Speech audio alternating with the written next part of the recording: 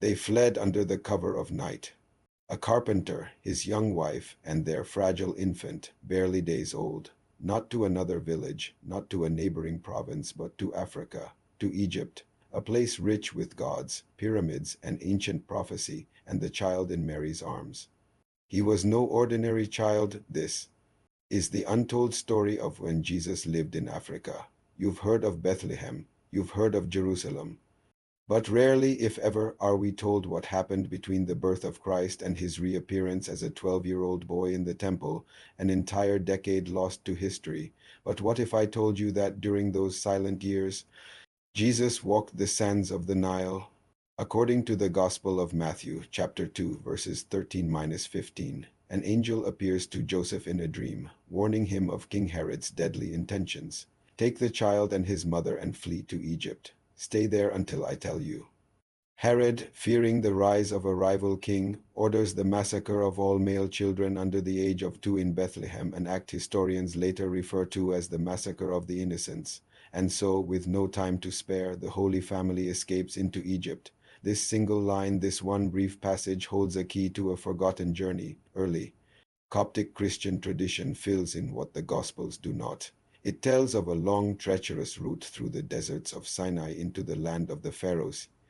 These stories were passed down through generations, eventually written down in texts like the Vision of Theophilus, a 4th century account said to be based on earlier oral traditions.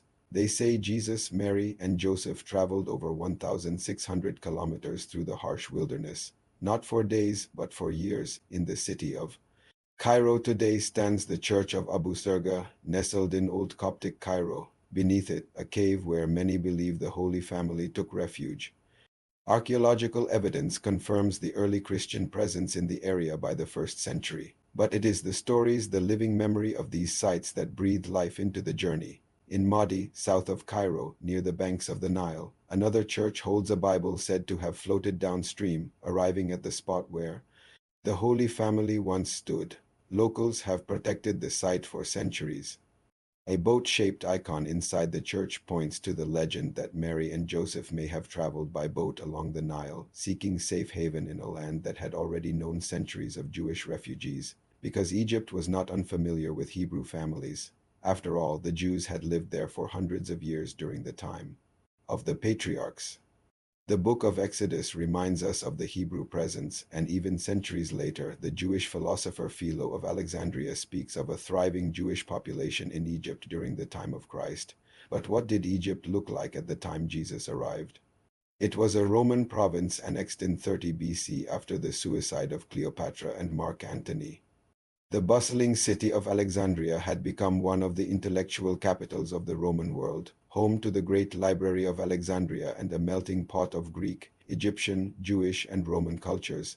Imagine for a moment young Jesus walking along the streets of Alexandria, the salty air from the Mediterranean, the crowded marketplaces filled with papyrus, incense, linen.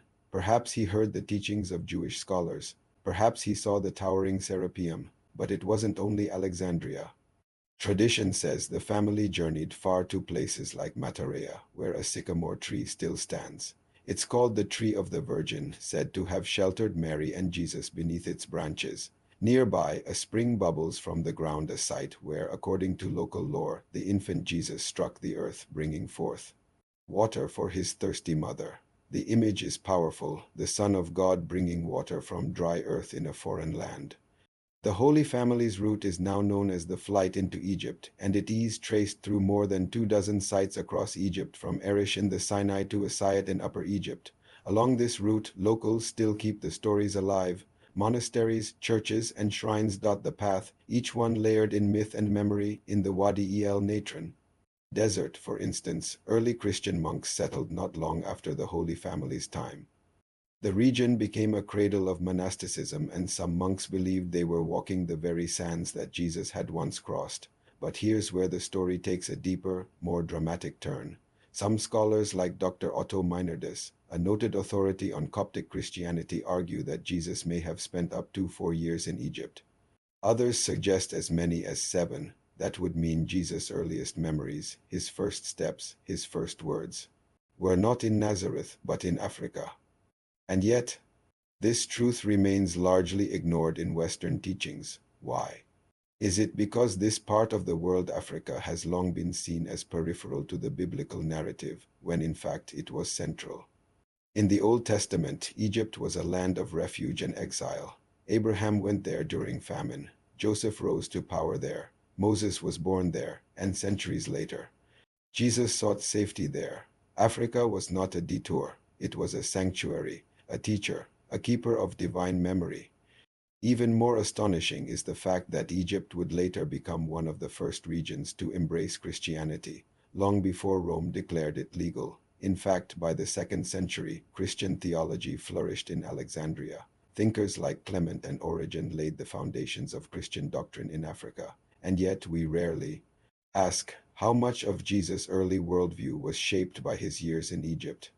Did the ancient temples he saw leave an impression on him? Did the quiet reverence of Nile priests echo in his parables? Did the mysticism of African belief systems, deeply symbolic, holistic, cosmic, color his teachings? We don't know. The Bible goes silent, but silence is not absence. In 2017, the Egyptian Ministry of Antiquities officially recognized the Holy Family's journey as part of the nation's heritage.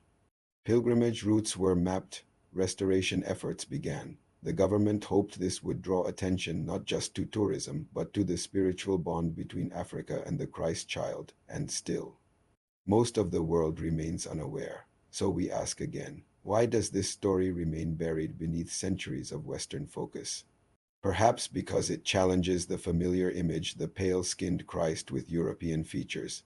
It disrupts assumptions, forces us to look elsewhere, southward, toward Africa, toward the dust of Matarea, the sycamore tree, the bubbling spring, toward the hush of Wadi el Natron, the desert monks whispering prayers, toward the dark eyes of a young mother, clutching her child as Roman soldiers march behind them. This is not just theology. It is history, woven with myth, yes, but rooted in real people, real landscapes, and real footsteps that crossed the African earth. And so we are left with a quiet, lingering question: if the Son of God once lived in Africa, what else have we overlooked? What other chapters lie hidden in the sands of forgotten empires? What ancient paths walked by prophets, saints, and sages remain lost beneath our modern maps? Perhaps the story of Jesus in Egypt is only the beginning. Perhaps just beyond the edge of what we think we know, history waits. Off the map. If this journey stirred something in you, if it made you rethink what you thought you knew about faith, history, or Africa, then join us. Like this video, subscribe to History Off the Map, and tell us in the comments, what stories do you think history forgot to tell? We'll be watching and we'll be listening. Until next time, keep exploring the unseen, because some truths were never meant to stay buried.